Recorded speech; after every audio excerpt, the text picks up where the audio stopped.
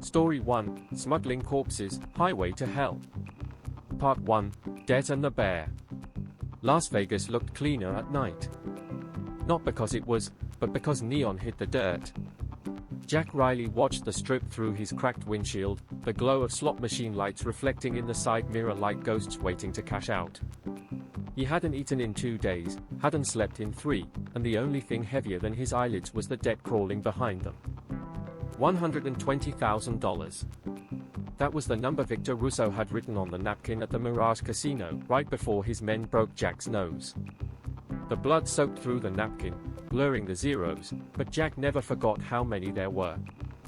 3 weeks, Victor had said, smiling like a crocodile. After that, I start collecting pieces.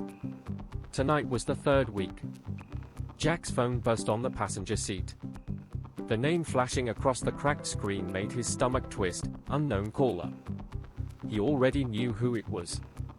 "Jackie boy," said the voice, smooth, Russian accent wrapped around English like barbed wire. "You owe my friend Victor a lot of money." Jack swallowed. "Yeah. I know. Then it's your lucky night. You can work it off." Static filled the line, followed by coordinates and a short laugh. Then the call ended. Jack stared at the empty passenger seat for a long time. "Work it off," he muttered. "Sure. Easy." He grabbed his jacket, stepped into the Nevada night, and drove toward the edge of the city where the lights stopped pretending they could hide the darkness. The warehouse sat half buried in sand, somewhere past the old Highway 95 exit. One lone pickup truck waited outside, engine still running. Beside it stood a man the size of a refrigerator, bald, tattooed arms crossed, cigarette glowing like an ember in his fist. Jack recognized him immediately. Mike the Bear Kowalski. Former soldier. Mercenary. Rumor said he once skinned a man alive for stealing morphine in Afghanistan. Victor sent him when words didn't work. "You Jack Riley?" The Bear's voice was gravel and vodka. "Yeah. Victor said you had a job." Mike looked him up and down, thin, shaking, eyes bloodshot. "You drive?" "I used to. Uber, Lyft, whatever paid." "Good." Mike flicked his cigarette into the sand. "You're my wheelman tonight." Jack blinked. "Wheelman for what?" Instead of answering, Mike opened the warehouse door. The smell hit Jack like a wall, rot, bleach, and something that made his throat close. Inside, under a single flickering bulb, were 5 metal containers the size of bathtubs. Frost smoke spilled out from under their lids. Jack took one step closer and stopped. They weren't coolers for fish. They were body freezers. Human-sized. He staggered back. "What the hell is this?" Mike zipped up his leather jacket, eyes unreadable. "You ask too many questions for a man with no fingers." Jack froze. "No fingers?" Mike smiled, not kindly. "Victor said to take one if you don't cooperate." Silence filled the room. The bulb above them buzzed. "Okay," Jack said quickly. "I'll drive." They loaded the coolers into a white refrigerated van with no plates. Mike sat shotgun, resting a pistol on his thigh, the metal glinting with every turn of the road. "Where are we going?" Jack asked, eyes fixed on the cracked asphalt stretching into endless desert. "Mexico border," Mike said. "No stops, no cops, no talking." Jack nodded, throat dry. The only sound for miles was the van's engine and the rattling of ice from the back. Every few minutes, he glanced in the rearview mirror. The coolers didn't move, but he swore he heard something faint. A thud. Then another. Like a heartbeat. "You hear that?" he whispered. Mike didn't move. "Drive." The desert swallowed them whole. Stars smeared across the windshield like ash. Jack kept thinking of what might be inside those containers. Smugglers? Organ trade? Cartel cleanup? He didn't want to know. But curiosity was a disease, and Jack was terminal. By the time they reached the halfway point, an abandoned rest stop surrounded by dead Joshua trees, the van's gas needle was kissing empty. Mike told him to pull over. "I'll piss," Mike said, stepping outside with the gun still in hand. "You stay." Jack nodded, exhaling the breath he'd been holding since Las Vegas. The silence in the van was unbearable. He turned off the engine, opened the glove box, and found a half-empty bottle of whiskey. He took a sip to calm the shaking in his hands. Then, thump. He froze. It came from the back. Another thump. Louder. Followed by a muffled cry. Jack's skin turned cold. He stumbled out of the driver's seat and ran to the rear doors. His heart screamed "don't," but his fingers were already on the latch. He opened the first cooler. Inside was a man, naked, face purple, eyes frozen open. Dead. The second, another corpse. Same story. But when he cracked open the third, a pair of eyes stared back, alive, wide, terrified. A girl. 16, maybe. Duct tape over her mouth, wrists bound. She thrashed when she saw him. Jack's mind blanked. Jesus Christ. He ripped the tape off her mouth. What the hell is going on? Who are you? Please, she gasped. Help me. He said he'd sell me across the border, please. A shadow fell over them. Mike stood behind him, expression blank, pistol raised. Jack froze mid-breath. She was supposed to be quiet, Mike said, voice calm. You just bought her another 10 seconds. Mike, she's alive. You can't. The gunshot was deafening inside the van. Blood sprayed across the ice. The girl slumped forward, eyes empty. Jack screamed. Mike didn't blink. Debt paid in blood, he said quietly, then holstered the gun. Close the lid. Jack stared at him in horror. You're insane. Mike leaned close, breath reeking of smoke and metal. You owe men like Victor money. Men like Victor don't want money back. They want obedience. Jack wanted to run. Wanted to vomit. But all he could do was nod. Mike patted his shoulder. Good boy. Drive. They didn't speak again until sunrise. The sky turned orange over the Mojave, painting everything the color of rust. Jack's knuckles were white on the steering wheel, the blood on his sleeves dry and cracking.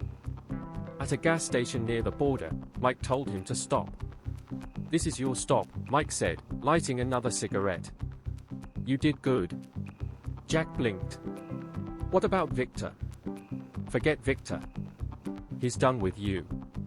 Mike tossed a small envelope into Jack's lap.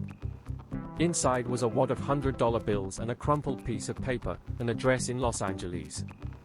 A car wash, Mike said. Go there tomorrow. Ask for Dean. He'll give you real work. Jack stared at him, confused. Why are you helping me? Mike smiled faintly. Because once, someone helped me. Don't waste it. He stepped out, walked to the back of the van, and poured gasoline over the coolers. Jack watched in shock as Mike lit a match. Flames erupted, orange tongues devouring metal and flesh alike. The smell was unbearable. As Jack stumbled backward, Mike looked at him one last time through the smoke. If you ever talk about tonight, he said, I'll know. Then he got in the pickup and disappeared down the desert road. Jack stood there for a long time, watching the van burn. The girl's scream echoed in his skull long after the fire went out. That night, he checked into a cheap motel in Barstow. The TV flickered with static, the shower ran brown water, and the world felt a little smaller. He counted the cash, $50,000. Real bills. No tricks. But when he turned off the light, he saw her face behind his eyelids, the terrified girl in the ice. Outside, a siren wailed in the distance.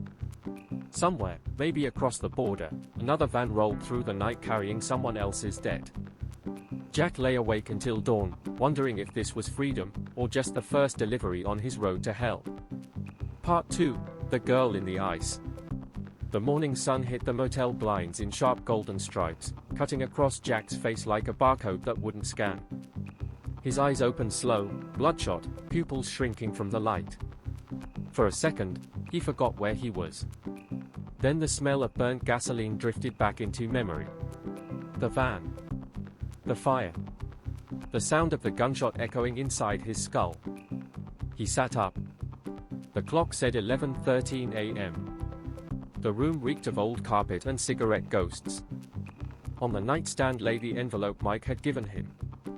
$50,000, crisp and wrong. Money bought freedom, but it couldn't wash out the stain under his nails. Jack walked to the bathroom. The mirror was cracked, like it had been punched a dozen times by men who hated their own reflections. He splashed cold water on his face, stared at himself. He didn't recognize the eyes looking back. When he wiped the fog from the mirror, he swore he saw someone standing behind him. A blur. Small. Pale. He spun around. Nothing. Just the hum of the flickering light. He told himself it was shock. Lack of sleep. Too much whiskey and blood on his mind. But when he looked back, the word help was drawn into the condensation on the glass, letters trembling like they were written by a dying hand. Jack backed away slowly. Jesus Christ. He grabbed his jacket, his keys, the envelope. The mirror dripped clear again. The word was gone. Outside, the desert heat was already building. The air wavered like liquid glass above the highway. Jack's car, a beat-up Toyota Camry, looked like it had been parked in a furnace. He turned the engine on, the radio sputtered static, then caught a voice mid-sentence. Unidentified vehicle fire near Route 95, believed to involve human remains. Jack's grip on the steering wheel tightened until his knuckles whitened. Authorities are investigating possible cartel connections. Witnesses describe. He killed the radio. The hum of the air conditioner filled the silence like a nervous heartbeat. He needed to leave. Los Angeles. The address? The car wash Mike mentioned. He didn't trust any of it, but staying here felt worse. 3 hours later, the Camry rolled into East LA, sun-bleached billboards, pawn shops, and car repair yards where everything smelled of oil and heat. The address on the paper led to a low brick building with a flickering neon sign. Dean's Auto and Detailing. Inside, a fat man in a sleeveless shirt looked up from under a lifted truck. "Yeah? I'm looking for Dean," Jack said. "You found him." The man wiped grease off his hands. "You Mike's friend?" Jack hesitated. "Something like that." Dean nodded slowly. "Then you start today. You wash cars, keep your mouth shut, and never touch the black van out back. That one's special." Jack frowned. "Black van?" Dean's grin was all teeth. "The one that hums when it's empty." The van sat behind the shop, parked under a torn tarp. Black paint. Refrigerated unit welded on top. No license plate. Jack felt his stomach knot. "You've got to be kidding me." He stepped closer. The air around it felt cold, unnaturally so. Like walking into the back of a butcher's freezer. When he touched the metal, his breath frosted. It shouldn't have. The afternoon sun was 104 degrees. Then he heard it. A faint sound from inside. Knocking. 3 taps. Slow. Deliberate. Jack stepped back. No. No, no, no. The handle rattled. He turned, nearly tripping over a bucket. Screw this. He ran back inside. Dean was at the counter, counting cash. Everything good? Jack nodded too quickly. Yeah. Just washing. Dean didn't look up. Good. Keep it that way. The first week passed in a haze of soap, sweat, and silence. Jack washed cars by day and drank himself unconscious by night. He tried not to look at the black van. Tried not to think about the girl's face, the way her eyes had pleaded in that frozen box.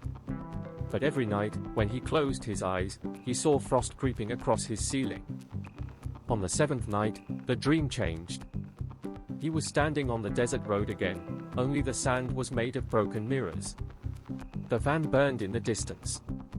From inside the fire, the girl's voice whispered, "You could have saved me." When he turned, Mike was there, half his face melted, smiling through it. "Debts never really paid, Jack." He woke screaming, drenched in cold sweat. The mirror in the motel bathroom had shattered itself overnight. The next morning, Dean sent him to wash the van. "Customers picking it up," he said. "Make it shine." Jack's blood ran cold. "I thought you said." "Orders from Mike." Dean tossed him a rag. "Don't look inside, just clean." Jack walked outside, heart pounding like a drumline. The van seemed to hum louder today, a low vibration that crawled under his skin. The air around it shimmered faintly, as if heat and cold were fighting for the same space. He sprayed the hood with water. Steam hissed up instantly. The droplets froze halfway down the side panel. Then, without warning, the van door clicked. Jack froze. The latch shifted, creaked open an inch. A sliver of darkness stared back at him. And from it, a whisper. "Jack!" He stumbled back, hose spraying everywhere. No, that's not. "Help me."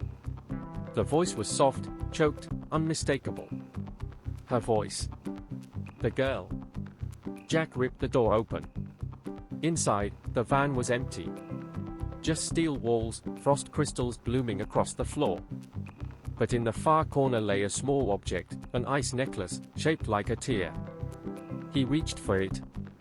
The cold burned his fingertips. When he pulled his hand back, blood smeared the metal.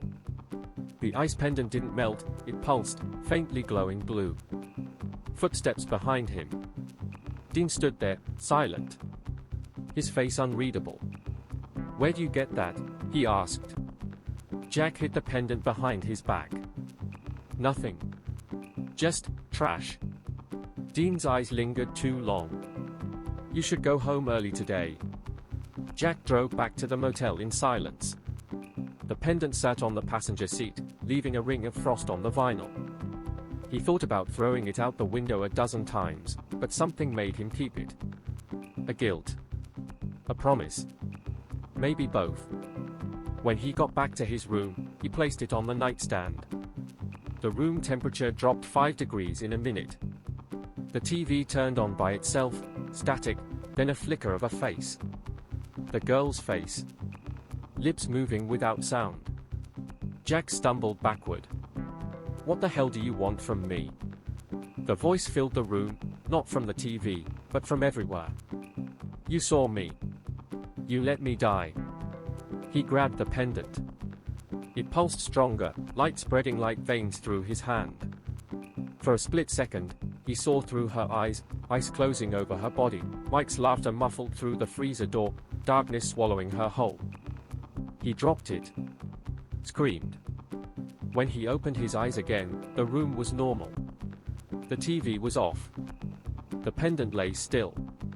But on the wall above the bed, written in condensation, was a single phrase. One left unburied. He didn't sleep. By dawn, he'd made his choice. He was going back to the desert. Back to the site where Mike had burned the van. If the police hadn't found the bodies, maybe there was something left. Something she wanted him to see. He packed water, a shovel, and the pendant. The Camry's tires cut across the empty road like a blade through sand. Miles passed with no sound but wind and engine. When he reached the old rest stop, the ground was scorched black. Burn marks, melted metal, the skeleton of the van still half buried in dust. He parked. Stepped out. The air felt colder than it should. The sun was high, but it didn't warm the ground. Jack began to dig. At first, he found nothing but ash. Then, bones. Small, clean, arranged too neatly. Then, a second set. Then more. 5 bodies. All burned. And a 6th patch of disturbed earth. He hesitated, then kept digging. The soil grew colder, heavier, until the shovel struck something soft. Fabric. A shape. He brushed the dirt away with trembling hands. There she was. The girl. Eyes open. Skin unburned. And she was smiling. Jack stumbled back, choking on air. No, this isn't real. Her lips moved. You brought me home. Then the ground split beneath her body, a blast of frost exploding upward. Jack screamed as a freezing hand clamped around his wrist. Ice crawled up his arm, burning white hot. Now drive me the rest of the way. The desert swallowed his scream. Part 3, The Bear's Return. The scream faded into the wind. When Jack opened his eyes, he was lying in the sand beside the open grave. The desert sun was gone, replaced by a bruised twilight. The world looked drained of color, like someone had turned down the contrast. He couldn't move his left arm. Frost clung to his sleeve, spreading upward in spider veins of ice. The girl's body was gone. Only the shape of her outline remained in the sand, and a trail of bare footprints leading toward the road. Jack dragged himself to his feet. His breath fogged in the air, though the temperature was still hot enough to boil the horizon. He stumbled to the Camry, started the engine. The radio came alive mid-station, static first, then a deep voice humming an old Russian lullaby. The same tune Mike had whistled in the van that night. Jack shut the radio off. The hum continued, louder, from the back seat. He turned slowly. The ice pendant lay there, pulsing blue. Each beat matched his racing pulse. Then, from behind him, the sound of a truck engine. Headlights flared across the dunes. A black pickup rolled into view, tires crunching sand. Behind the wheel, smoke curling from his lips, was Mike, the Bear, Kowalski. Alive. Jack's mouth went dry. You burned it? You burned everything. Mike stepped out of the truck. His boots sank deep into the ash. Did you think fire was enough to bury what you carried?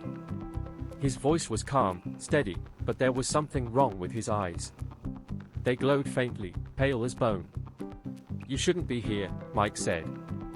The girl was never yours to dig up. Jack's hands trembled. You killed her.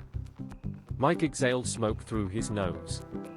She was already dead when we found her. She just didn't know it yet. Jack blinked. What? She was part of the cargo. Experimental. You think Victor smuggles drugs and cash? Mike's grin was dry and cruel. He smuggles what can't be buried. Jack backed up until he hit the car. What the hell does that mean? It means she's the kind of thing that doesn't stay dead unless you leave her in the dark. Mike's hand drifted to the pistol on his belt. You dug her out. Now she's awake again, and she's coming for both of us. Jack shook his head, throat raw. You're insane. Mike stepped closer. The air around him shimmered with heat and frost at once. I warned you, Jack. You don't open the coolers. You don't look inside. She was alive, Jack shouted. You murdered her. Mike's expression didn't change. Maybe. But if you'd seen what she becomes when the ice melts, you'd have thanked me. A sound rose from the desert, soft at first, like sand sliding over glass. Then heavier. Footsteps. Bare, deliberate, coming closer. The temperature plunged. Frost crept up the side of the Camry, whispering against the windows. Jack's breath hung in white clouds. From the edge of the dunes, the girl appeared. She looked almost human. Almost. Her skin shimmered like cracked porcelain, blue veins pulsed with light beneath the surface. Her eyes were blank white, but tears of ice trailed down her cheeks, freezing as they fell. Jack whispered, "No?" Mike's gun was already drawn. "Stay down." The girl stopped 20 feet away, tilting her head like she recognized him. Her lips moved. No sound came out, just the faint crunch of ice splitting. Jack felt her voice inside his skull instead of his ears. You promised to help me. He stumbled forward. I'm sorry. I tried. Mike fired. The bullet shattered through her chest and froze midair. Suspended. Glittering like a snowflake. Then it dropped harmlessly into the sand. The girl smiled. Mike swore under his breath. Too late. The next second, frost exploded outward from her body, racing across the dunes in a circle of frozen glass. Mike and Jack dove in opposite directions, the cold biting deep enough to peel skin. Jack crawled behind the Camry, shaking uncontrollably. Mike staggered up, chambering another round.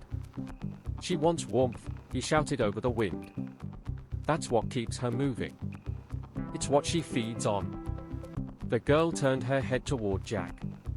The ice around her feet cracked, spreading spiderweb patterns through the sand. You took my heart, her voice hissed in his mind. Now I'll take yours. She raised one pale hand. The air thickened, shimmering with frost.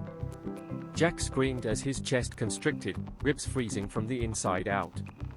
Mike lunged forward, shoving him aside, firing point blank. The gun jammed, ice clogging the barrel. He cursed, drew a knife from his belt. Run, you idiot, he roared. But Jack couldn't. His legs were locked, half numb.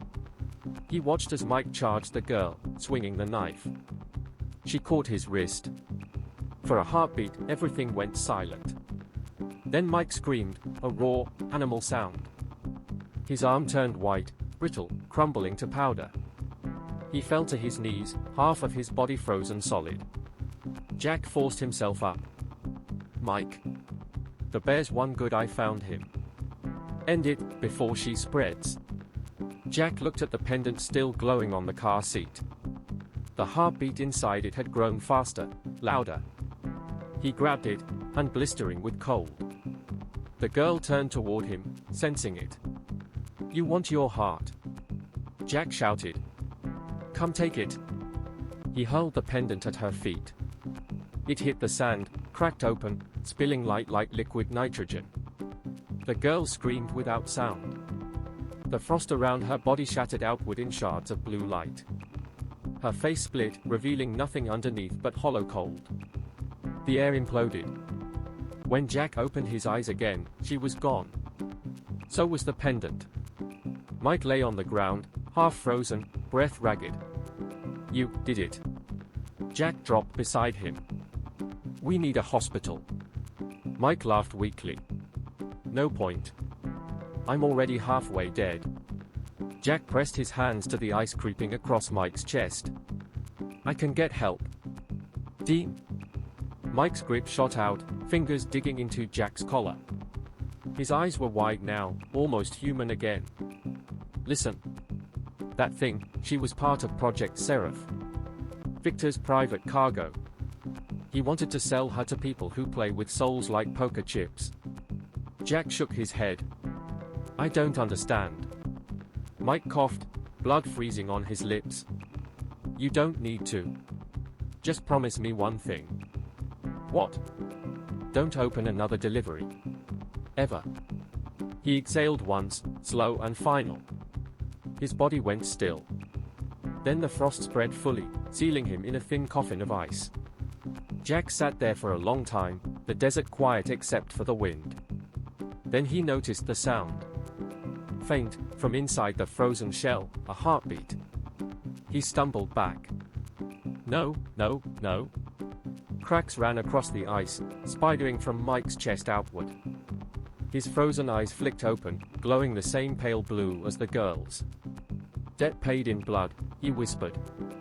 The ice exploded. When the dust cleared, the desert was empty. Only one set of footprints led away, Jack's. He drove until dawn, not caring where the road went.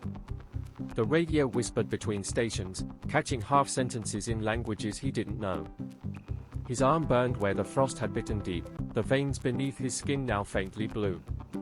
At sunrise, he reached Los Angeles. Dean's auto was gone, the lot empty, sign missing, no record it had ever existed. He parked by the ocean. The water looked flat, endless. For the first time in weeks, he almost felt clean. Then the trunk rattled. Once. Twice. Jack turned slowly, eyes wide. The rattling grew louder. Something inside scraped against metal. He stepped out of the car, walked to the back. His hand hovered over the latch. His breath came in white clouds again. A whisper from inside. "Delivery for Mr. Riley." The voice was Mike's. Jack's fingers trembled on the handle. The ocean roared behind him, endless and cold. He smiled a little, the tired smile of a man who finally understood the punchline. "Not tonight," he said. He walked into the water until it reached his chest, then his chin, then over his head. The waves closed above him. The Camry sat alone on the shore, trunk still rattling. The morning sun glinted off the steel, and for a moment, it looked like frost spreading across the metal. Story 2, Pizza Trap, The Basement Maze. Part 1. Ethan Carter hated the quiet. It was the kind of silence that pressed on your eardrums like altitude, filled with the hum of old neon and the far-off barking of a dog that had been barking all its life. His car idled outside Tony's Slice Stop, the only pizza joint still open after midnight in a town that smelled like rust and old water. A freight train moaned somewhere behind the industrial park. He checked the receipt again. Delivery number 44, 1129 Briar Street. Paid cash. Tip, TBD. There was a smiley face drawn beside the address in red pen. Tony always did that for big tippers. But Ethan had never seen this address before. He blew on his hands, rubbed them together. The heater was broken. The check engine light glowed like a small orange confession. He hadn't told Tony that he was 2 months behind on rent, or that the college loan collectors had started leaving voicemails that sounded like prayers. None of it mattered tonight. This was the last delivery before closing, and he'd get his $40. He turned the key, engine coughing to life, headlights slicing through the drizzle. Briar Street was the kind of neighborhood people moved away from. The road wound past hollowed-out duplexes, the paint on their sidings peeled like sunburnt skin. A stop sign leaned at a bad angle, pockmarked with bullet holes. Somewhere, an old radio was playing a preacher's sermon about the wages of sin. Ethan kept glancing at the GPS, which glitched and spun every few seconds before snapping back. He cursed under his breath. When the number 1129 appeared, he almost drove past it. The house was ancient, 2 stories of gray timber sagging under its own memories. The porch light flickered with a faint electrical buzz. There were no other houses nearby, only a field of dead grass behind it and an empty lot full of rusted washing machines. He parked at the curb, grabbed the pizza box, and stepped out into the mist. The air smelled like mold and iron. "Pizza delivery," he called. No answer. Just the wind scraping dead leaves across the cracked walkway. He climbed the steps, every board moaning under his weight. The front door was painted dark green, the number 1129 stenciled in black. He knocked again. For a long moment, nothing. Then, a voice behind the door. "Old. Thin. Male. Come in." Doors open. Ethan frowned.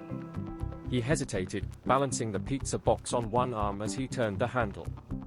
The latch clicked, and the door drifted inward on its hinges. The smell hit him first. Not rot, not exactly, more like damp carpet and iron filings, the odor of a basement that hasn't been opened in years. "Hello," he called again, stepping into the foyer. His shoes left faint wet prints on the warped wooden floor. The house was dim except for a single yellow bulb glowing at the end of a hallway. The walls were lined with faded photographs, families in black and white, none of whom smiled. He took a few steps forward, his breath visible in the chill. "Pizza for Harold." "Upstairs, son," came the voice again, warped, like it was coming through an intercom. "Just leave it on the table upstairs." Ethan blinked. The voice didn't sound like it was in the same room. Maybe the guy had one of those baby monitors for the stairs. He thought about just setting the pizza down and leaving, but something about the tone, calm, rehearsed, made him uneasy. Still, he needed that cash. He started up the staircase, the steps bowing under him. Halfway up, the air grew colder. The hum of electricity seemed to fade until there was only his heartbeat and the faint squeak of his sneakers on the wood. At the top landing was a hallway with 4 doors. All closed. The wallpaper peeled away like old skin. He tried the first door, locked. Second, locked. Third, slightly ajar. Inside was a bedroom, but every piece of furniture was covered in white sheets.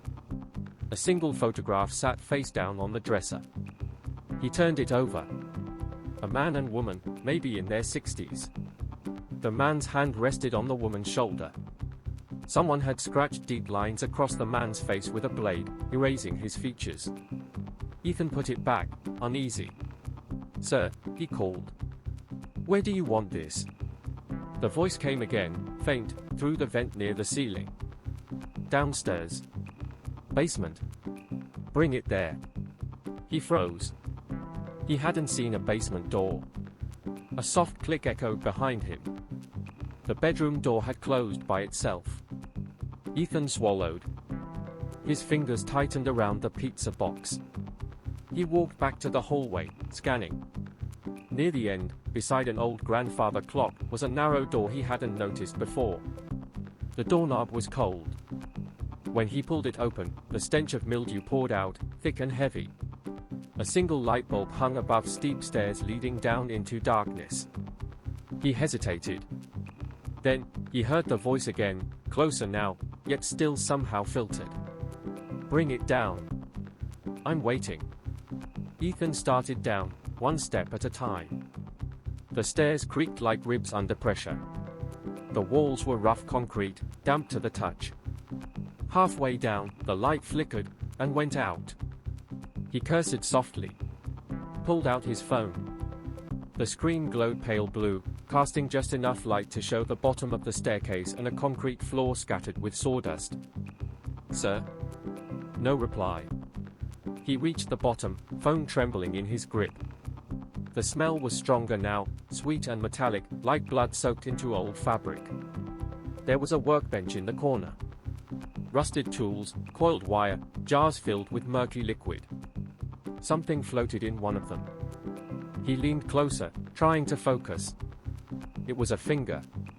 Swollen and pale. His stomach turned. The voice came again, from behind a plastic curtain that divided the room. "You're late, Ethan." He froze. The voice knew his name. He spun toward the sound. The curtain rippled faintly, as if someone had just brushed past it. "Who are you?" he demanded. His voice cracked. "Did Tony put you up to this?" No answer, only a soft drip, drip, drip somewhere beyond the curtain. He reached out and pulled it aside.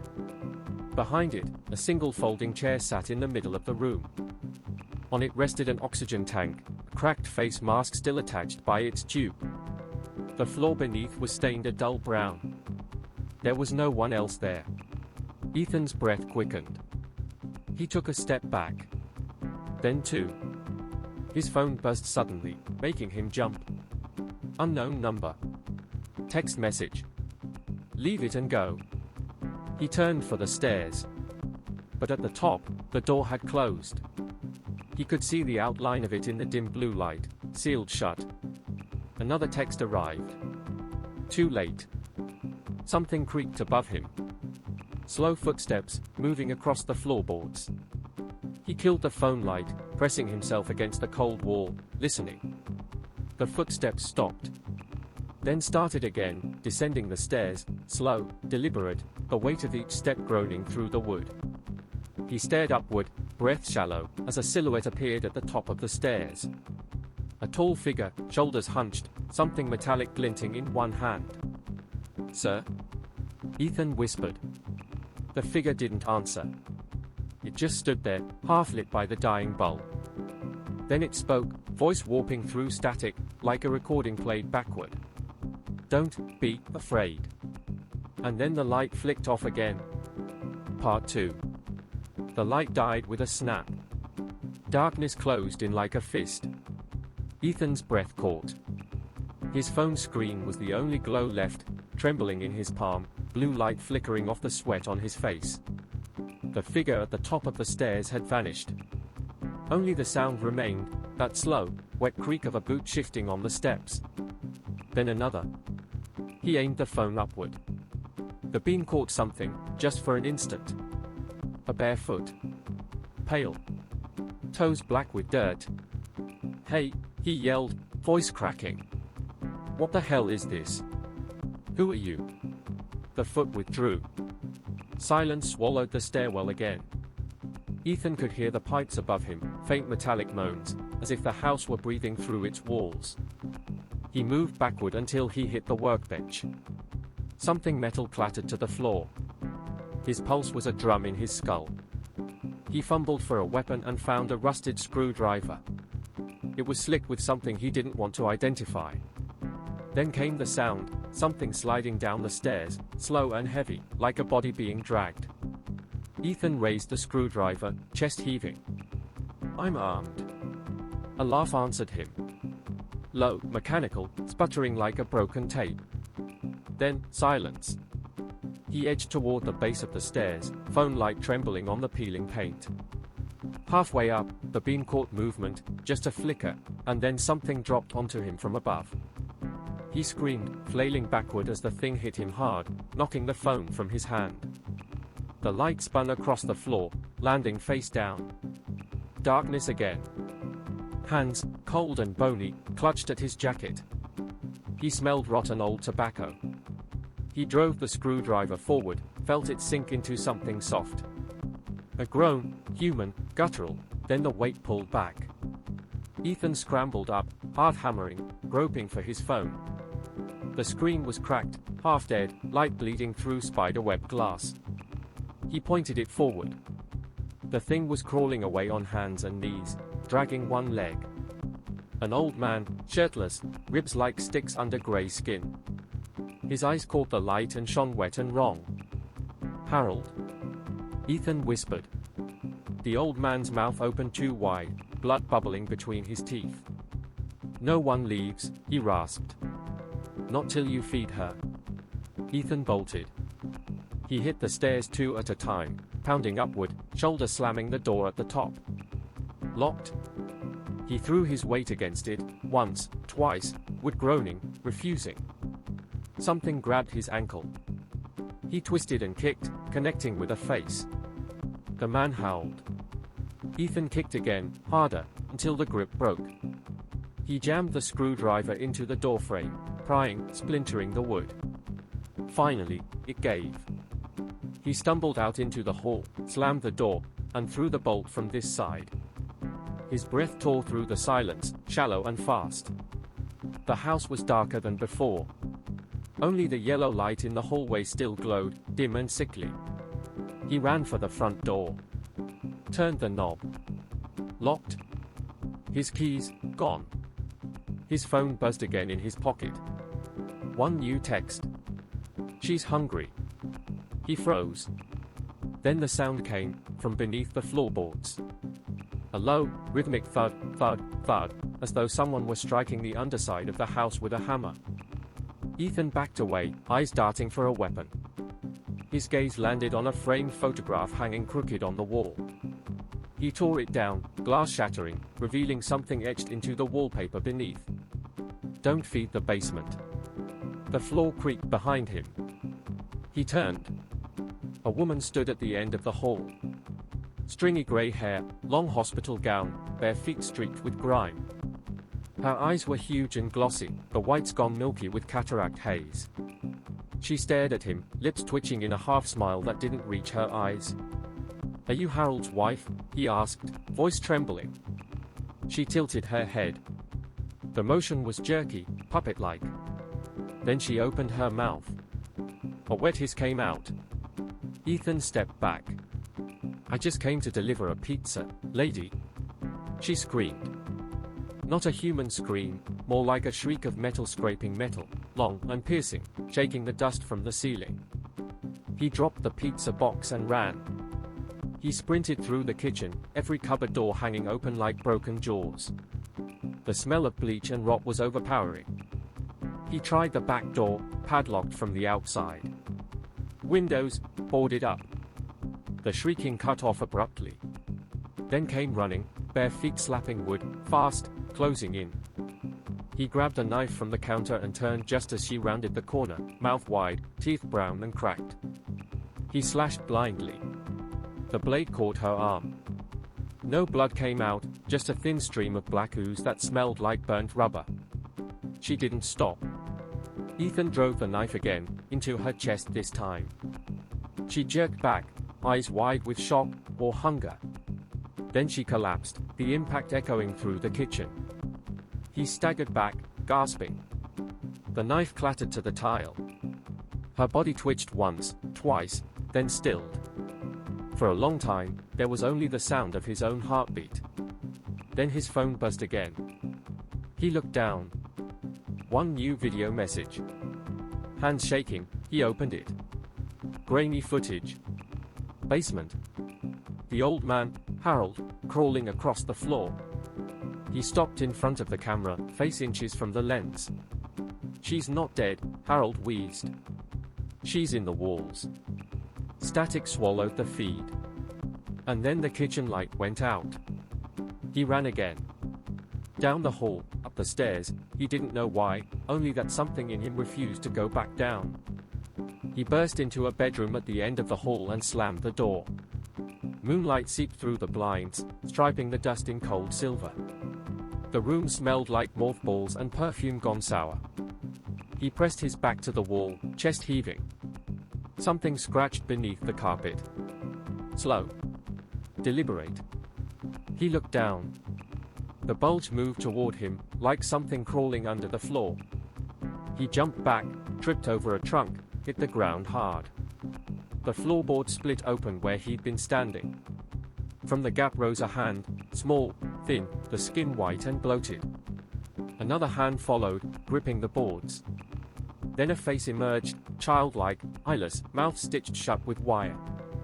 Ethan screamed and kicked, boot connecting with the thing's face.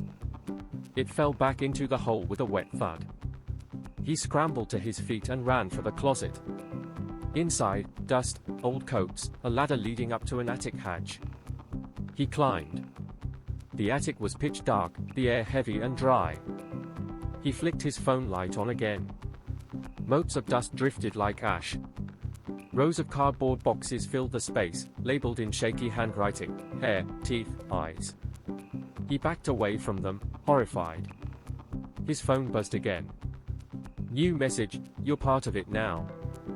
He almost hurled the phone across the room, but then he saw something ahead, a faint glow through the attic boards. Light leaking up from below. He crawled forward, peering through a crack. Below, in the living room, stood the woman again, her chest caved in, moving as if nothing had happened. Harold stood beside her, blood streaming from the hole in his stomach. Between them was the pizza box, open now, steam rising.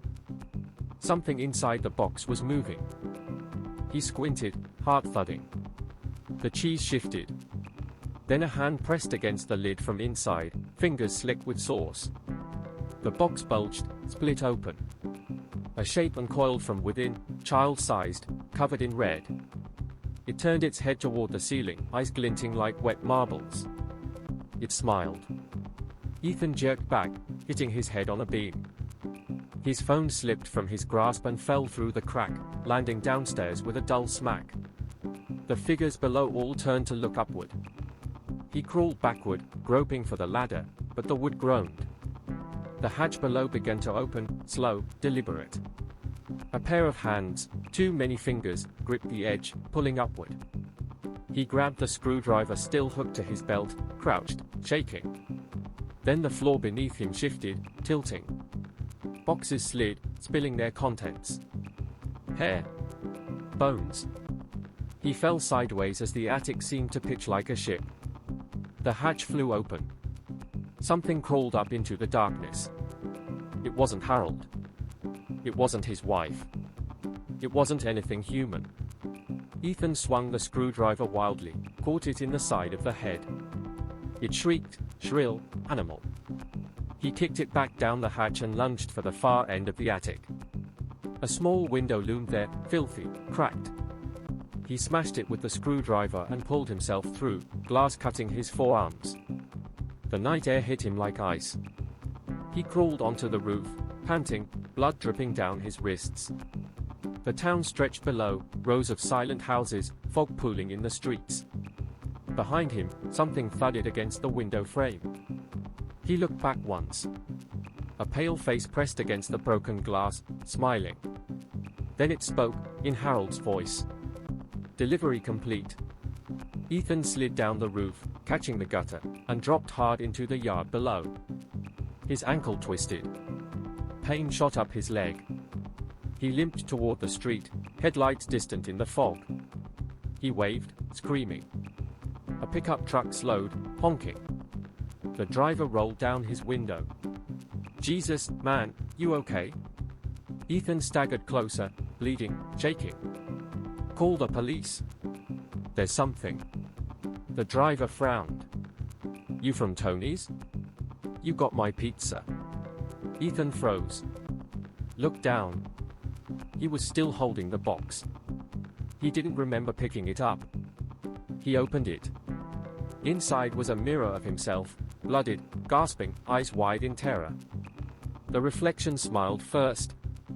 And then everything went black. Part 3. He woke to water. Cold, ankle-deep, filthy water. Ethan's head throbbed. His tongue tasted like pennies and mold. When he opened his eyes, the light burned, fluorescent, sickly yellow. The ceiling above was low concrete, pipes sweating condensation. His breath came in shallow gasps. He tried to sit up. Pain flared down his spine, sharp and electric.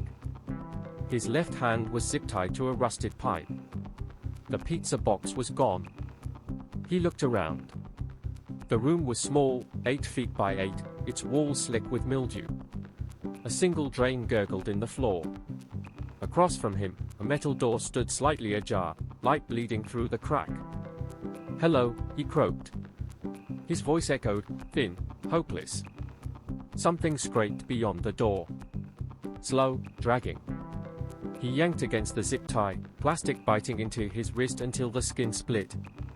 The sound came again. Closer now. A wet shuffle. Hey? Who's there? No reply. Only the sound of something heavy being pushed along concrete.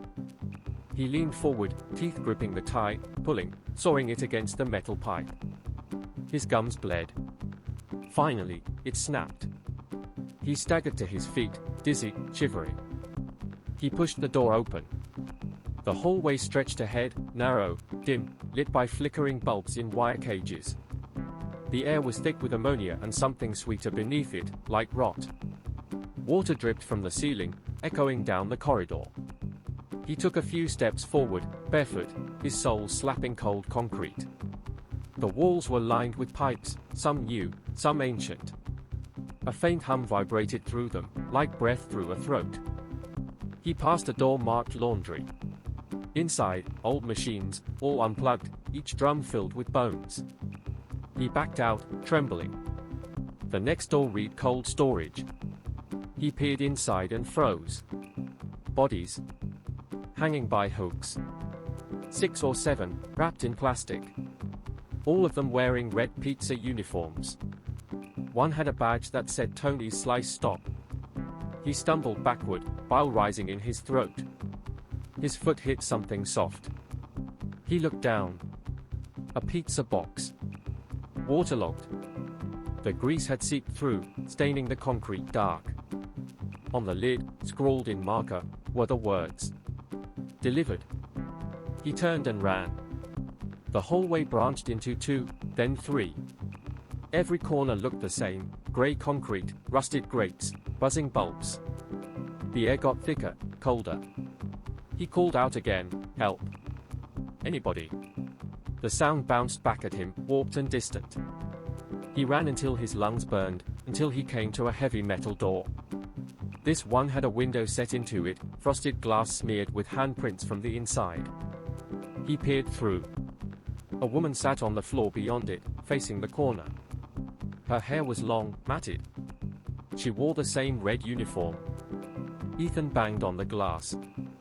"Hey? Hey, can you hear me?" Her head turned, slow, mechanical. The face that met his gaze was gray and wet, the mouth slack, eyes open but empty. She moved toward the door, one hand dragging on the floor.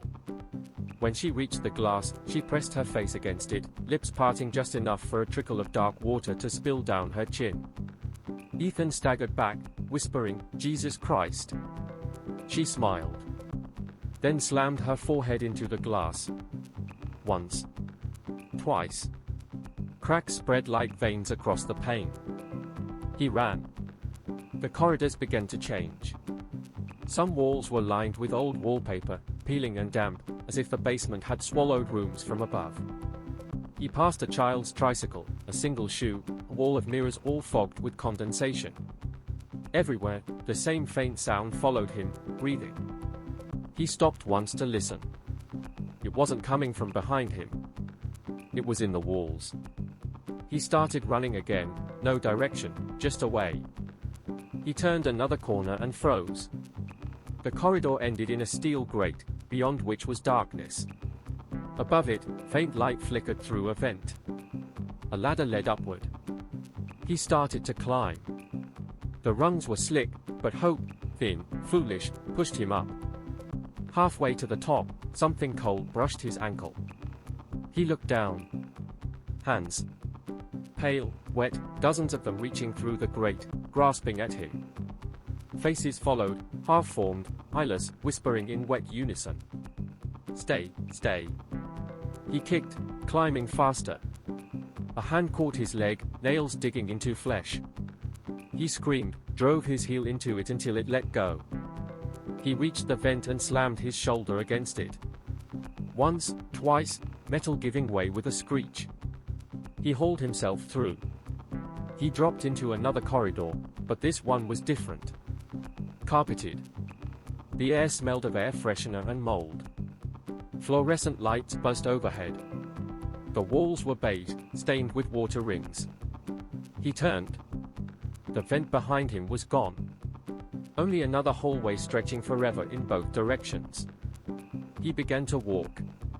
The carpet squished under his feet. Every few yards, an identical door stood slightly open, revealing glimpses of empty rooms, folding chairs, broken vending machines, a flickering TV showing static. He checked his phone. Dead. No service. He walked faster. Then jogged. Then ran.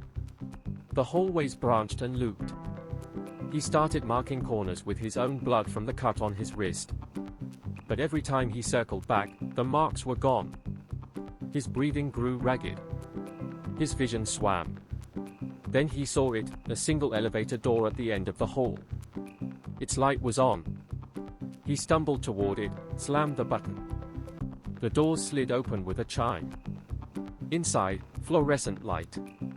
Clean metal. A panel with one button, B. He hesitated. Then pressed it.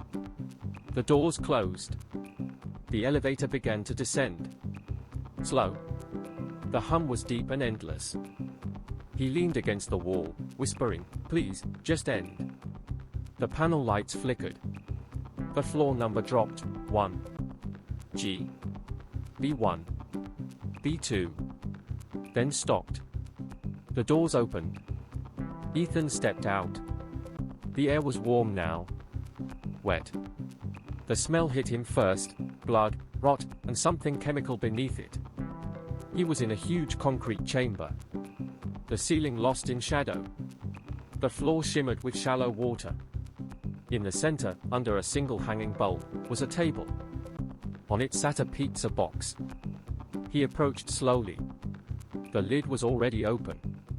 Inside lay a stack of human teeth arranged in the shape of a smile. A voice came from the dark. "Hungry?" He spun around. Harold stood behind him. The man's neck was bent at an impossible angle, skin hanging loose. His eyes were black sockets. Ethan stumbled backward. You're dead. Harold smiled wider. No one dies down here. We just keep delivering. He raised a hand. In it was a knife, the same kitchen knife Ethan had used upstairs. Ethan turned and ran, splashing through the water. The chamber seemed endless. Every direction led back to the same table. The same box. He screamed until his throat tore. The echo went nowhere. Then he slipped. Fell hard. The knife clattered beside him. Harold's voice echoed close now, calm, patient. Debt's due. Hands erupted from the water, thin, bloated, pulling him down. He fought, kicking, clawing, but there were too many. Water filled his mouth, cold and foul. The last thing he saw was the pizza box drifting beside him, lid slowly closing. 3 days later, police found the house on Briar Street burned to its foundation. Inside the basement, they discovered only one thing intact, a charred delivery badge fused to a melted phone. The last image recovered from its camera roll showed a dim corridor, wet walls, and a single glowing sign above a doorway that read, "Delivery in progress." Story 3, Bicycle Courier from Hell, which is delivery. The heat pressed down like a curse. Even at midnight, New Orleans didn't cool, it just changed shape. The air got thicker, stickier, the kind of humidity that crawled under your skin and stayed there. Luke Bennett could feel it in his lungs as he pedaled down Basin Street, the sweat slick between his fingers, the chain on his bike whining like something alive. He had been riding for 9 hours straight. No brakes, no water, no music. Only the GPS pings from Auntie Flem's deliveries, a small yellow up logo that pulsed every few minutes with a new address and a cheerful jingle. Magic you can taste. One delivery at a time. He hated that sound. The job wasn't official. No payroll, no records. Just an envelope of cash every Friday, slipped through the mail slot of his rundown apartment in Treem. Still, it beat unemployment. The parole board liked seeing him work. And Madame Evelyn, Auntie Flem, as she called herself, paid better than any legit courier company would touch a felon like him. He pushed through another turn, the tires slipping briefly on a patch of swamp mud that had bled across the road. Out here, the street lights died early. Houses sagged into themselves, roofs eaten by rot. Spanish moss hung from power lines like the town's hair had started to fall out. Luke pulled over, checked the delivery bag strapped to his back. Inside, one small white box, tied with gold twine. It smelled faintly of cinnamon and something metallic, like blood left too long in the heat. The name on the order slip. Granny Morose. No street number. Just, Bayou Route 17, end of the road. Luke frowned. The app had sent him into strange corners before, low-income projects, swamp cabins, sometimes places that didn't exist on Google Maps, but this one felt different. The route map blinked in and out, a red line pulsing like a heartbeat. He glanced around. Nothing but trees. The nearest human sound was miles away, maybe a dog barking. He sighed, spat into the ditch, and muttered, "Auntie Flem, you better tip good for this." Then he started riding again. The road narrowed the deeper he went. Potholes turned into craters. Frogs croaked in the ditches. At one point he saw a dead alligator on the shoulder, its jaws packed with mud, eyes still open. Crows had taken the rest. Luke kept going, counting the pedal strokes to stay calm. His parole officer had told him to avoid rural temptation, whatever that meant, but he'd learned early that every bad job paid better than the good ones. He found the house 30 minutes later. Or maybe it found him. A two-story shack stood at the end of the dirt road, half sunken into the swamp. The porch sagged under its own weight, and the windows were dark, boarded from the inside. One weak light bulb flickered over the door, swinging slightly in the night breeze. Luke killed the bike light, stepped up to the porch, and knocked. No answer. He knocked again, louder this time. "Delivery for Granny Morose," he called. From Auntie Flem's. The house creaked. Something moved inside, not a person walking, more like fabric dragging across the floor. Then, a voice, thin and dry like someone talking through parchment. "Come in, Courier." Doors open. Luke froze. He hadn't told her he was a courier. Still, he turned the handle. The door groaned and opened inward. The smell hit him first: rot, herbs, animal musk. Candles burned along the walls, melted down to nubs. Dozens of glass jars lined the shelves. Floating inside were grey shapes, tongues, lizards, something that might have been an eyeball. He stepped in. The floorboards moaned beneath him. At the far end of the room, an old woman sat in a rocking chair, back turned toward him.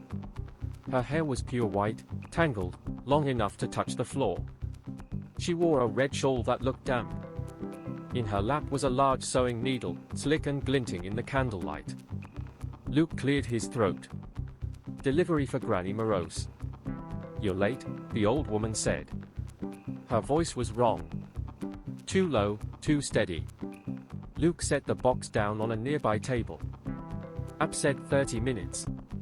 You're lucky I even." The chair creaked. She stopped rocking. "She told you to come alone." Luke blinked. "Who?" "Evelyn," the woman said, her lips curling slightly. "Auntie Flem." He stepped back a little. "Yeah. That's my boss." The woman smiled. Or tried to. Her teeth were too small, too many of them. "Good boy," she whispered. "You smell like the river. That's how I know you're new." The air changed. It got hotter, heavier. The walls seemed to exhale around him. Luke could feel sweat trickle down his spine, but this wasn't heat, it was something else. Like the air itself was watching. He tried to sound casual. "Look, I just deliver. I don't ask questions. I'll leave this." "Open it," she said. "Please. You should see what kindness looks like." Luke hesitated. He knew better than to mess with customer orders. But her voice pulled at him, not hypnotic, just heavy with something that made refusal feel dangerous. He untied the gold string and lifted the lid. Inside the box was a small pie. Beautifully made. Golden crust. Smelled of apples and cinnamon. Then he saw it, just under the lattice, something dark. Something that wasn't fruit. It looked like a sliver of human tongue, baked clean through. Luke stumbled back, gagging. "What the fuck is this?" The woman's smile widened. "A gift," she said. "The first of many." She rose from the chair. Her knees cracked like dry branches. Beneath the shawl, her skin was gray, almost translucent, mapped with black veins.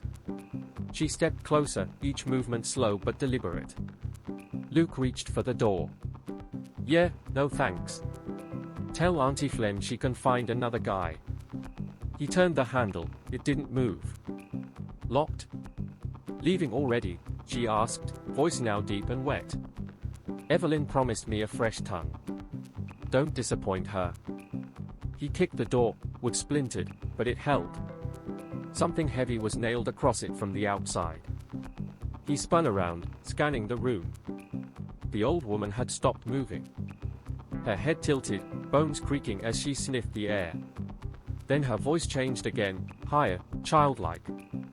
"You lie when you're scared, Luke. I can smell it. Every liar leaves a taste." Luke grabbed a chair and hurled it through the nearest window. Glass shattered, but behind it, there was no outside. Just darkness, solid and silent, like black water. He froze.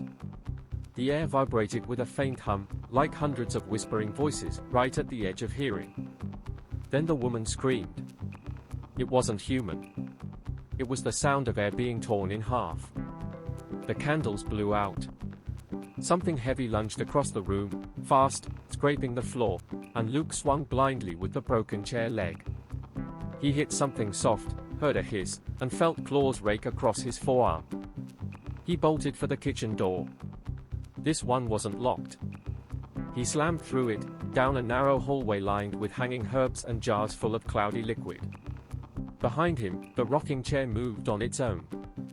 And the voice of Granny Morose followed, whispering through the walls, soft, sing-song. Liar, liar, tongue for hire.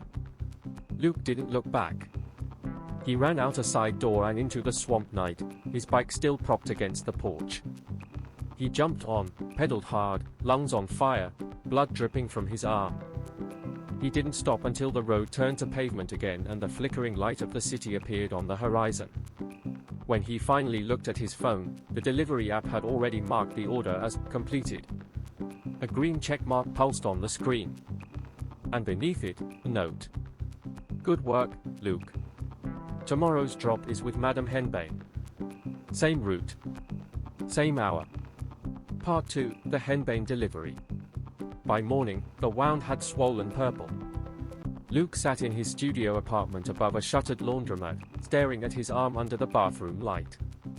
For neat claw marks ran from wrist to elbow, too clean to be from an animal.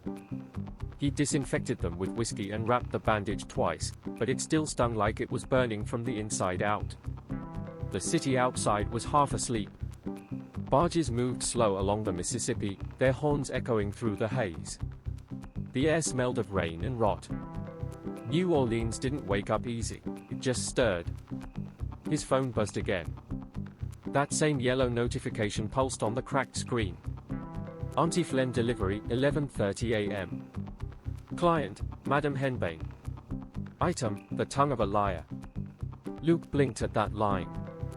His stomach turned. He remembered what Granny Morose had said, Evelyn promised me a fresh tongue. Was this her idea of a joke? He thumbed the decline button. It didn't work. The screen just flashed and froze for a second, then reloaded the order. He tried again. Same thing.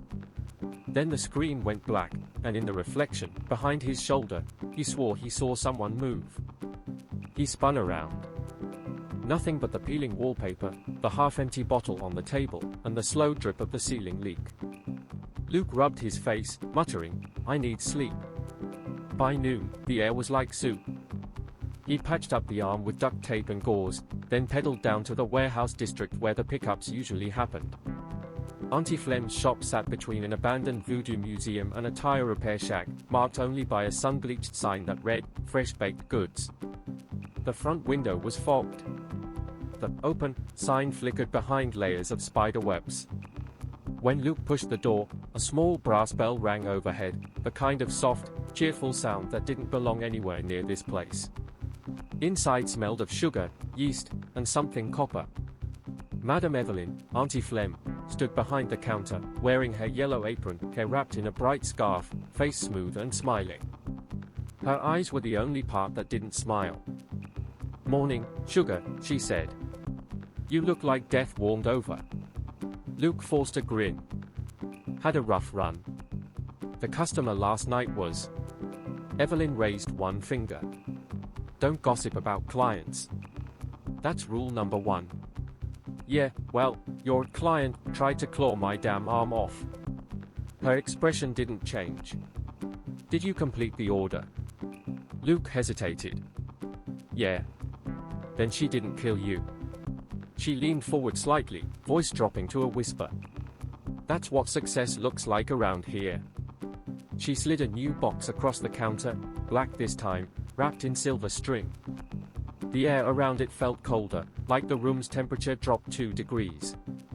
Take this to Madame Henbane, she said. Out past the levee, near La Fourche crossing. Deliver before sundown. Luke stared at the box. What's in it? Evelyn smiled wide. Something sweet. He didn't want to touch it, but she was watching, that patient, unblinking stare of someone who knew what you owed. So he picked it up, slid it into the delivery bag, and turned to leave. Just before he stepped out, she said, Luke, baby, wear the charm. He looked down. She was holding a small leather pouch on a string. It smelled faintly of salt and something dead. He didn't take it. Suit yourself, she said softly. But the swamp remembers faces. The levee road was worse this time, half flooded, sun glaring off the water like broken glass. He pedaled past rusted gas stations, overgrown churches, shacks collapsed into mud. Every few miles he'd see a crow land on a power line, head twitching, watching him pass. By 4 p.m., he reached La Forge Crossing, a scatter of fishing shanties and trailer homes sinking into the reeds. The GPS arrow blinked red again, leading him to a gravel path that disappeared into swamp mist. He slowed, squinting ahead. There was a house barely visible through the fog, large, sagging, with iron crosses nailed over the windows. A wooden sign on the gate read, "Madame Henbane's Confections, ring twice." Luke hesitated. His arm throbbed. He looked down at the bandage, the edges were damp, a thin red stain seeping through.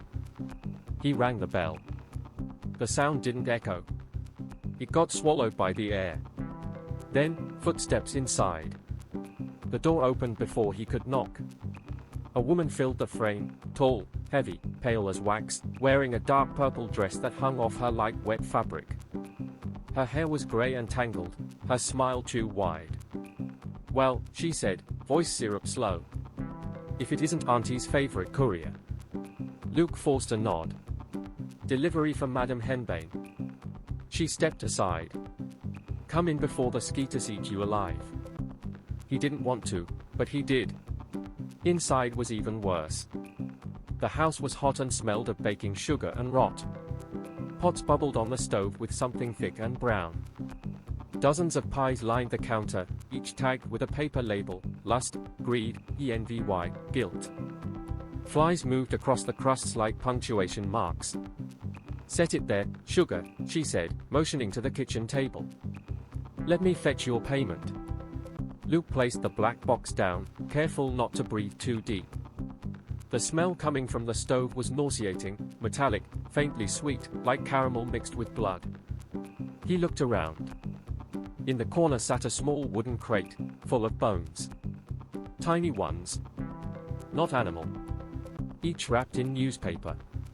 Before he could turn away, Henbane returned, holding a small glass jar filled with honey the color of rust.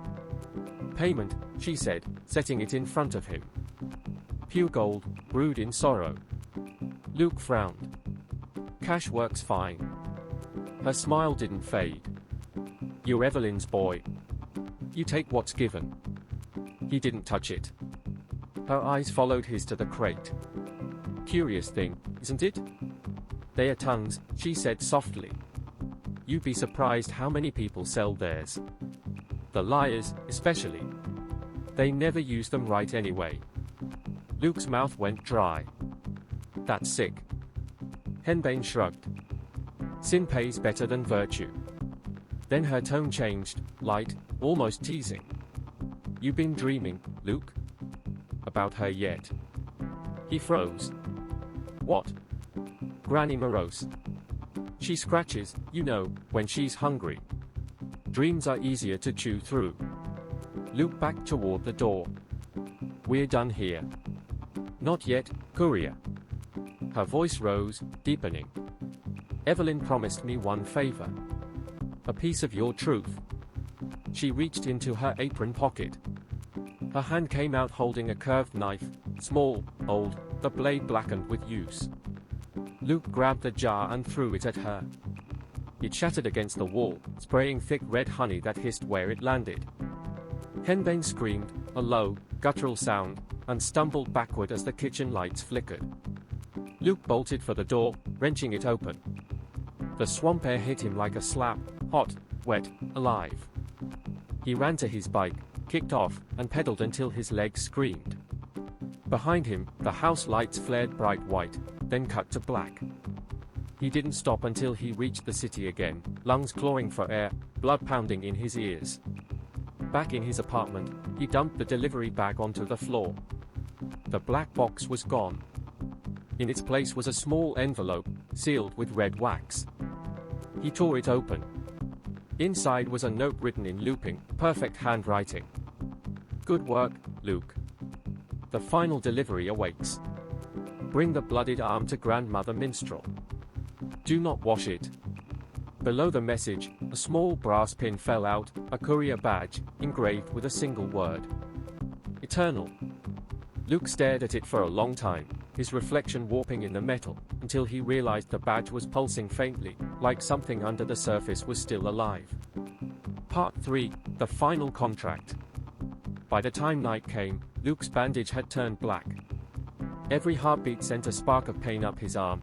It felt like something was nesting under the skin, chewing its way out. The veins were darker now, raised, pulsing with a rhythm that didn't match his own. He sat on the balcony outside his apartment, chain-smoking and watching the storm gather over the river. Lightning stitched the clouds together, the air thick with ozone and diesel from the docks. Somewhere below, a brass band was practicing off-key, a trumpet blaring through the rain. He thought about quitting, throwing the phone into the water, hopping a bus west. But he'd already learned the truth about debt: the more you ran, the closer it followed. At 11:11 p.m., his phone lit up again. Auntie Flem delivery urgent. Client, Grandmother Minstrel. Item, final payment. Instructions, deliver before midnight. Bring the wounded arm. Luke almost laughed. His whole body was the wound now. He looked down at the brass pin lying on the table, the one marked eternal. It was warm to the touch. He pocketed it, strapped the delivery bag to his back, and rode out into the storm. The city bled into swamp again, lights giving way to water and moss. The road was a narrow vein of asphalt, cracking under the rain. Frogs sang like static, fireflies pulsed in the dark like dying signals. Luke's bike tires hissed through puddles. His breath came shallow, ragged. Every few minutes, he thought he saw someone riding just ahead of him, a shape on another bike, shoulders hunched, moving without sound. Each time he blinked, it was gone. Then, at the mile marker where pavement ended, his phone buzzed one last time. The map showed a red dot blinking in open swamp. No road, no path. Just water. He stopped, rain dripping off his chin. Hell with this, he muttered. But something was waiting. Across the water, a faint orange glow shimmered, like candlelight trapped in fog. He found a narrow wooden bridge, half-rotted but passable, and walked the bike across. The wood creaked under his weight, dark water lapped at the planks. Something brushed his ankle. He didn't look down. On the far side stood a house built from driftwood and bones. Wind chimes made of teeth clicked softly under the porch eaves. Every window glowed with that same dull orange. Luke swallowed hard and knocked once. The door opened by itself. Inside, the walls were covered in fabric, embroidered faces sewn from skin, mouths stitched shut with black thread. The air smelled of salt, smoke, and something faintly sweet, like burned sugar. At the center of the room sat a figure. Not an old woman, not exactly. Grandmother Minstrel was a puppet made of people, thin strings of tendon running from her wrists up into the rafters, skin pale and stretched tight. Her eyes were glass marbles, her mouth, painted red, never quite closed. Yet when she spoke, the voice filled the room like it came from everywhere at once. Welcome home, Courier. Luke froze. I'm not your anything. I just deliver. You already have, she said. Your blood. Your breath. Your time. She gestured toward the table beside her. On it lay 3 familiar objects. The pie box, the honey jar, and a small photograph of Luke as a child, one he'd never seen before. He took a step back. How did you? The moment you took her money, Minstrel whispered, you signed my route. Every soul has a path. Yours runs in circles. The strings above her trembled. From the shadows, other figures stirred, dozens of them. Couriers. Men and women in torn uniforms, their bikes rusting beside them, eyes white and lifeless. Some still clutched delivery bags, others had mouths sewn shut. Luke stumbled toward the door, but the air thickened. The puppets moved as one, blocking the way, their heads twitching in unison. The swamp needs riders, Minstrel said. Auntie Flem bakes the hearts, Henbane sweetens the tongues, Morose collects the lies. But someone must carry them. Her hand lifted. The tendons above quivered. Luke's left arm spasmed, pain exploding up to his shoulder. The bandage split open, and beneath it, something glimmered, thin silver threads coiled through his veins, pulling tight. He screamed, ripping at the cloth, but the more he pulled, the deeper the string sank. Blood poured over his hand, black under the candlelight. "Do not fight the root," Minstrel murmured. "The body delivers what the soul owes." Luke fell to his knees. The air hummed, the same sound he'd heard in Granny Moros's house, the same whisper that had followed him through the swamp. The dead couriers began to sway, their chains creaking in rhythm. One by one, they started to chant. "Pedal and pay. Pedal and pay." He tried to crawl, but the strings tightened, dragging him upright like a marionette. His bike clattered across the floor, its front wheel spinning on its own. "Ride," Minstrel said softly. "Deliver yourself." The front door burst open. Rain and wind howled inside. The unseen strings pulled him forward, out into the storm, onto the road that wasn't a road anymore, just endless water, stretching black to the horizon. He climbed onto the bike because he had no choice. The wheels moved without his legs. His mouth opened, and a thin,